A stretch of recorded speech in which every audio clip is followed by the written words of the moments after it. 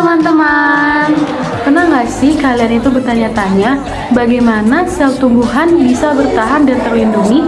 Jawabannya itu ada pada dinding sel, pelindung kuat yang tak terlihat namun sangat penting. Nah, pasti kalian penasaran kan? Makanya, simak video ini. Such a new messiah, 'cause your theories catch fire. I can't find no silver lining. I don't mean to judge, but when you Tuhan menciptakan struktur yang luar biasa dari yang terbesar bahkan yang terkecil sekalipun, termasuk dinding sel. Dinding sel adalah lapisan keras yang merupakan lapisan terluar pada sel tumbuhan. Nah, dinding sel itu tersusun dari selulosa, hemiselulosa, dan juga pektin. Di sini kita dapat melihat struktur dinding sel pada tumbuhan, yaitu yang pertama lapisan tengah atau middle lamella, yang merupakan lapisan terluar yang mengandung pektin berfungsi untuk menyatukan sel-sel tumbuhan. Kemudian ada dinding sel primer yang terbentuk saat sel membelah, mengandung selulosa, hemiselulosa, dan pektin. Lalu ada dinding sel sekunder yang terbentuk setelah sel membelah, mengandung selulosa dan lignin yang memberikan kekakuan dan juga kekuatan.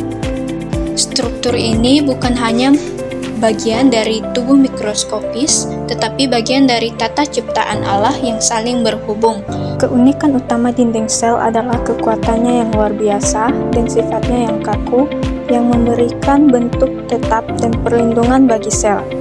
Fungsi utama dinding sel adalah melindungi isi sel, menjaga bentuk sel, dan mencegah sel pecah saat menerima tekanan air. Pada tumbuhan, dinding sel membuat tumbuhan dapat berdiri tegak, mendukung pertumbuhan, dan berperan dalam pertahanan terhadap mikroorganisme berbahaya. Berbagai tumbuhan di bumi bergantung pada dinding sel untuk bertahan hidup.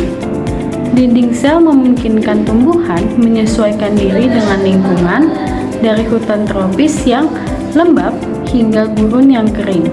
Tanpa dinding sel, tumbuhan tidak bisa berdiri tegak dan bertahan menghadapi perubahan lingkungan.